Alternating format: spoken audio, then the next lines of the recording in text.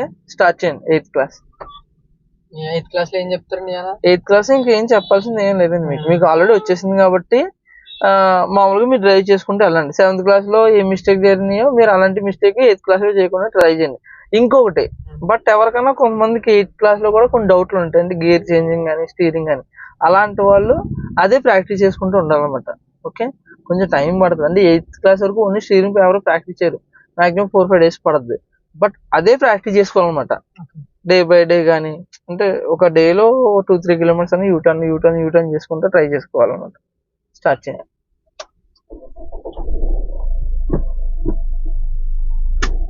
అది మూవ్ చేయండి.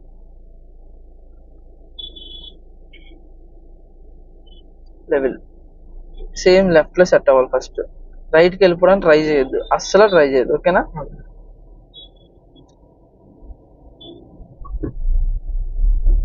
Right line, indicator, right meter, రైట్కి వెళ్తా ఉండాలి కారు. ఏదో లైన్లో సెట్ అనుకోండి. రైట్లో మీకు సెట్ అవ్వకపోతే మిడిల్ లైన్లో సెట్ అవ్వండి. మనకు అదే కావాలని లేదు, మనకి ఏది కంఫర్ట్ ముందుగా కంఫర్ట్ ఉంటుందో అది చేసుకోవడం.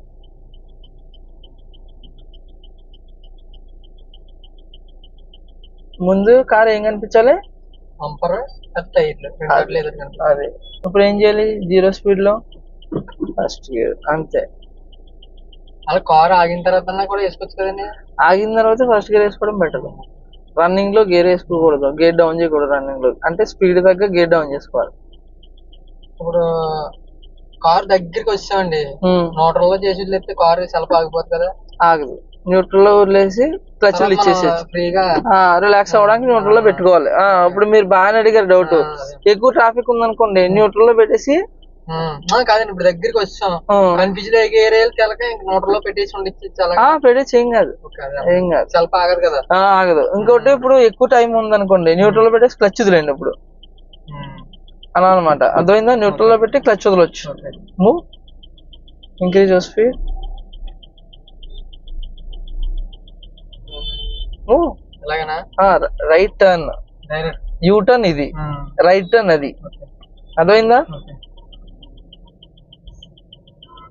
గేర్ అసలు చేంజ్ చేయొద్దు.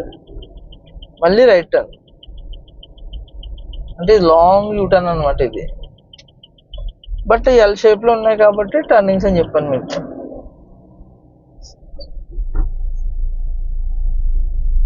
అది. ఇప్పుడు మీరు ఏం చేశారు వెహికల్ వచ్చినప్పుడు? లెఫ్ట్ మిర్రర్ చూసి కొంచెం తిప్పాను. అంటే ఫస్ట్ మీకు ట్రాఫిక్ అలవాటు చేసేలేదు, ఖాళీ రోడ్డు అలవాటు చేయలేదు. ఖాళీ రోడ్డు టచ్ చేస్తూ ఉండాలి. అంటే ఒకసారి ట్రాఫిక్ లో తీస్తే భయం వేస్తుంది. అది అలాగే మిమ్మల్ని ఒకసారి ట్రాఫిక్ లో తీసుకెళ్ళాను, భయపెట్టాను, మళ్ళీ రిలాక్స్ చేయించాను. అదైందా?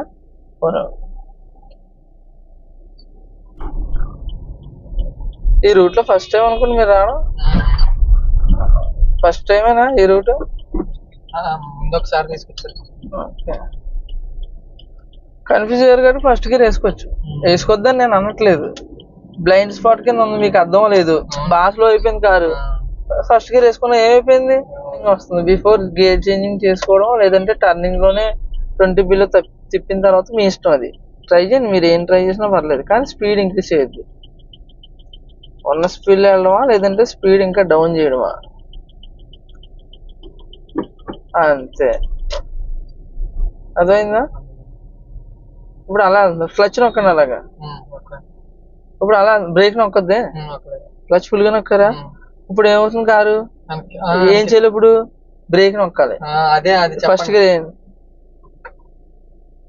బైటింగ్ పాయింట్, స్టీరింగ్ పట్టుకోపోతే మాత్రం కాని పని అది. బైటింగ్ పాయింట్ అంటే ఏంటి? క్లచ్ రిలీజ్ చేసినప్పుడు వైబ్రేటింగ్ వస్తుంది. ఆపండి, నేను చెప్తాను సార్. వైబ్రేటింగ్ వచ్చిందా? ఇప్పుడు యాక్సిడెంట్ ఇవ్వండి.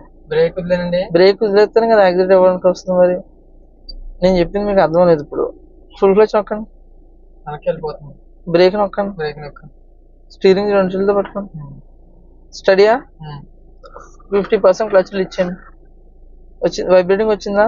వెంటనే యాక్సిడెంట్ ఇవ్వండి. ఇప్పుడు క్లచ్ రిలీజ్ ఇచ్చేయద్దు, ఇవ్వండి యాక్సిడెంట్ వెంటనే. అర్థమైందా? రైట్. ఇంకా అయితే నాకు చిన్న డౌట్ అండి. ఇప్పుడు ఇలా ఉంది కదా, కొంచెం అప్ ఉన్నప్పుడు ఏమవుతుందంటే ఇప్పుడు ఇలాగ హాఫ్ క్లచ్ రిలీజ్ చేసాం, ఈ బ్రేక్ మీద కావాలి యాక్సిలేటర్ మీద వెళ్ళిలోగా సెల్ఫ్ ఆగిపోతుంది, బండి వెనక్కి వెళ్ళిపోతుంది. అప్పుడు ఇంకా ఇప్పుడు చెప్తానా, పట్టుకోండి. ఇప్పుడు స్టీరింగ్ పట్టుకోండి, క్లచ్ కొంచెం రిలీజ్ చేయండి, అలా ఉంచండి, లైట్ గా ప్రెస్ చేయండి, ప్రెస్ చేయండి క్లచ్. ఇప్పుడు క్లచ్ రిలీజ్ చేయండి, అంటే చెప్తాను, క్లచ్ 20% రిలీజ్ చేయండి, బ్రేక్ వదలండి, వెనక్కి వెళ్తుందా, బ్రేక్ పట్టుకోండి. అప్పుడు క్లచ్ ప్రెస్ చేశారు, ఇప్పుడు ప్రెస్ చేయకూడదు, అలా 20% రిలీజ్ చేశారా, ఇప్పుడు 30% రిలీజ్ చేయండి క్లచ్, ఇప్పుడు బ్రేక్ వదలండి. అర్థమైందా? ఆ పాయింట్ క్యాచ్ చేయాలి మీరు. అంటే మేము 20% రిలీజ్ చేస్తున్నాం, మీరు 30% రిలీజ్ చేస్తే ప్రాబ్లం ఉండదు అంటున్నారు. ఆ 30% అనేది ఒక్కొక్క కార్ కి 40% లో ఉండొచ్చు బైటింగ్ పాయింట్, పవర్ అండి. ఆ పవర్ అబ్జర్వ్ చేయాలి. అర్థమైందా? వెనక్కి వెళ్ళిందని క్లచ్ ప్రెస్ చేయకూడదు, అంటే వెనక్కి వెళ్తుందా అంటే కొంచెం లైట్ గా రిలీజ్ చేసుకుని యాక్సిడెంట్ ఎక్కువ ఇవ్వాలి. మీరేం చేస్తారు, భయపడి క్లచ్ నొక్కుతారు. అవునా, మీరు బాగా చెప్పింది బాగా. 20% లో పవర్ సరిపోదు, 30% ఇవ్వాలంటున్నారు. అలా వదిలినప్పుడు మేము కొంచెం 30% కాడికి వచ్చేటప్పుడు ఒక కార్ ఏమవుతుందంటే సెల్ఫ్ ఆగిపోతుంది. సెల్ఫ్ అనేది ఆగదు, 30% ప్రాపర్ గా రిలీజ్ చేయాలి. అంటే కొంచెం ఎక్కువ వదిలేయడం వల్ల ఆగిపోతుంది. ఎక్కువ రిలీజ్ చేయకూడదు, చాలా అలా నీట్ గా వదలాలి. టప్ మని వదిలితే అది ఎలా క్యాచ్ చేసుకుంటది?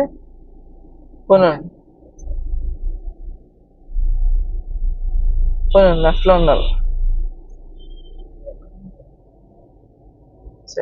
ఇంక్రీజ్ వస్తే అది కన్ఫ్యూజ్ అవుతుంది ట్రాఫిక్ లో. అది అందరు కన్ఫ్యూజన్ అదే, మాక్సిమం అందరూ చేసి మిస్టేక్ కూడా అదే. ఏం చేస్తారు, బైటింగ్ పాయింట్ లో పెట్టి బ్రేక్ వదిలేయడం, బ్రేక్ వదిలిన తర్వాత వెనక్కి వెళ్తుందని వదలకూడదు. అప్పుడు బైటింగ్ పాయింట్ లో కూడా దానికి పవర్ సరిపోలేదు, లైట్ గా రిలీజ్ చేసి యాక్సిడెంట్ ఇవ్వాలి. వెనక్కి వెళ్దాం క్లచ్ ప్రెస్ చేయకూడదు. ఇంకోటి కార్ వెనక్కి పోతుంది కదా, అలాంటప్పుడే కదా వెనక్కి వెళ్ళి లోపు క్లచ్ ప్రెస్ చేయకుండా ఇంకొంచెం రిలీజ్ చేయాలి, అలా నిలబడిలాగా. అట్లా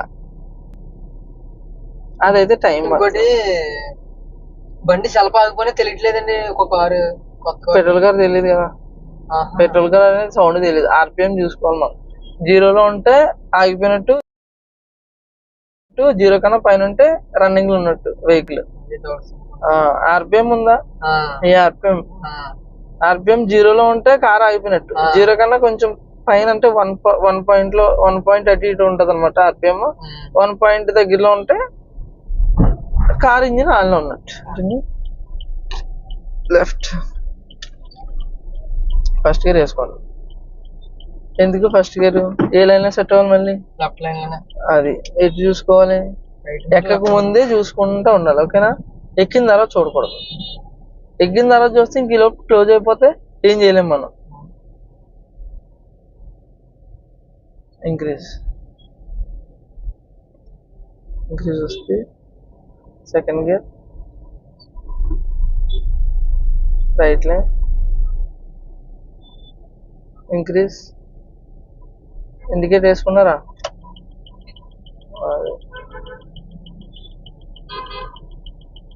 ఇండికేటర్ ఇంపార్టెంట్ అండి. లైన్ టర్నింగ్ కి, లైన్ మారడానికి ఇండికేటర్ వేసుకోవాలి. కార్ ఆగకూడదు లైన్ మారితే. వాళ్ళకి లెఫ్ట్కి వెళ్ళొద్దు, అయితే రైట్, లేదంటే లెవెల్. ఎవరన్నా వెళ్ళిపోయినా తొక్కడం, ఇంకా యాక్సిడెంట్. తొక్కండి యాక్సిడెంట్. ఆ కార్ ఎంటర్ అవుతుంది కదా, అదైందా నేను చెప్పింది? ఇప్పుడు ఆ కార్ ఎంటర్, ఆ గ్యాప్ వచ్చింది, ఆ గ్యాప్ లో వెళ్ళిపోవాలి. ఆ వస్తున్నాడా లేదా అని మీరు చూసారు. ఇప్పుడు అలా ఎందుకు? ఆ బైక్ వచ్చింది కదా, మనం ఫ్రాక్షన్ సెకండ్ మూమెంట్ ఇచ్చుకోవాలి.